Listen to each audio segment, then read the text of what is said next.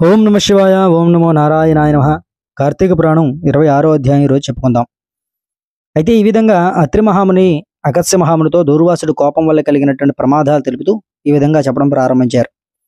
ఆ విధంగా ముక్కోపి అయిన దూర్వాసుడు భూలోక భువర్లోక పాతాళ లోకములు సత్యలోకములు తిరిగి అన్ని లోకంలోనూ కూడా తనను రక్షించేవారు లేకపోవడం చేత వైకుంఠమందున్నట్టు శ్రీ మహావిష్ణువు దగ్గరికి వెళ్ళాట. వెళ్ళి, వాసుదేవ జగన్నాథ శరణాగత రక్షక బిరుదాంకిత రక్షింపు. నీ భక్తుడైన అంబరీషుడికు కీడు చేయదలిచిన నేను బ్రాహ్మణుగాను ముక్కోపి అయి మహాపరాధం చేశాను. నీవు బ్రాహ్మణ ప్రియుడువు. బ్రాహ్మణుడైన భృగుమహర్షి నీ యొక్క ఎరముపై తన్నినను సహించితివి. ఆ కాలి గుర్తు నేటికీ కూడా నీ యొక్క వక్షస్థలం ముందున్నది.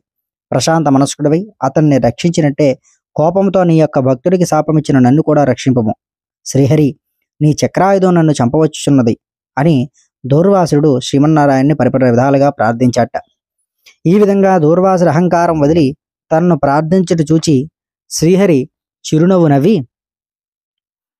ఓ యొక్క దూర్వాస మహాముని, నీ యొక్క మాటలు అన్నీ కూడా యథార్థములు. నీ వంటి తపోధనులు నాకు అత్యంత ప్రియులు. నీవు బ్రాహ్మణ రూపమును పుట్టిన రుద్రుడు. నిన్ను చూచిన వారు మూడు లోకములందు కూడా భయపడకుండా ఉందిరా. నేను త్రికరణుచే బ్రాహ్మణులకు మాత్రము ఎట్టి హింసను కలిగించను. ప్రతి యుగమందున గోదేవ బ్రాహ్మణ సాధుజనులకు సంభవించేటువంటి ఆపదలను పోగొట్టుటకు ఆయా పరిస్థితులకు తగిన రూపములు ధరించి దుష్ట శిక్షణను శిష్ట రక్షణను చేస్తూ ఉంటాను. నీవు అకారణంగా అంబరీషుని శపించావు. నేను శత్రువుకైనను కూడా మనోవాక్కాయలందు కీడు కూడా తలపెట్టను. ఈ ప్రపంచములందు ప్రాణి సమూహమును నా యొక్క రూపమునే చూస్తారు. అంబరీషుడు ధర్మయుక్తంగా ప్రజాపాలన చేస్తూ ఉన్నాడు. కానీ అటువంటి నా యొక్క భక్తుని నీవు అనేక విధాలుగా దూషించితివి. నీ ఎడమ పాదముతో తన్నావు. అతని ఇంటికి నీవు అతిథివై వచ్చి కూడా నేను వేళకు రాని ఎడల ద్వాదశి గడిలు దాటకుండా భుజింపమని అంబరీషుడికు చెప్పలేకపోయావు. అతడు వ్రతభంగమునకు భయపడి నీ రాకకై చూచి చూచి జలపానం మాత్రమే చేశాడు. అంతకంటే అతడు అపరాధం ఏం చేశాడు? చతుర్వర్ణముల వారికి భోజన నిషిద్ధ దినములందు కూడా జలపానం దాహశాంతికిని పవిత్రతను చేయదగిందే కదా.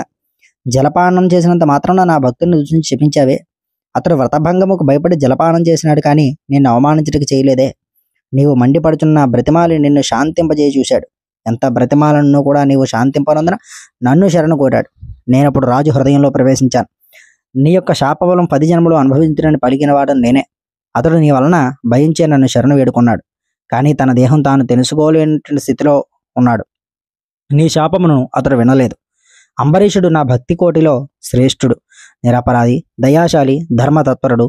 అటువంటి వారిని అకారంగా దూషించావు. అతన్ని నిష్కారణంగా శపించావు. విచారింపవలదు. నీ శాపములు లోకోపకారముకై నేనే అనుభవిస్తాను. అది ఎట్లో చెప్తాను విను. నీ శాపములోనిది మొదటి జన్మ మృత్యు జన్మ. నేను ఈ కల్పమును మునువును రక్షించి నిమిత్తము సోమకుడును రాక్షసుని చంపుడుకు మత్స్యరూపం ఎత్తాను. మరికొంత కాలానికి దేవదానులు క్షీరసాగరం వధించినప్పుడు మందర పర్వతమును కవ్వముగా చేస్తారు. ఆ పర్వతము నీటిలో మునిగిపోకుండా కూర్మ రూపమున నా వీపును మోస్తాను. వరాహ జన్మ ఎత్తి హిరణ్యాక్షుని వధిస్తాను. నరసింహ జన్మ ఎత్తి హిరణ్య కస్పుని చంపి ప్రహ్లాదుని రక్షిస్తాను. బలిచే స్వర్గం నుండి పారద్రోలబడిన ఇంద్రుడికి తిరిగి స్వర్గమును అప్పగించుటకు వామన రూపమెత్తి బలి చక్రవర్తిని పాతాళ లోకానికి తొక్కివేస్తాను.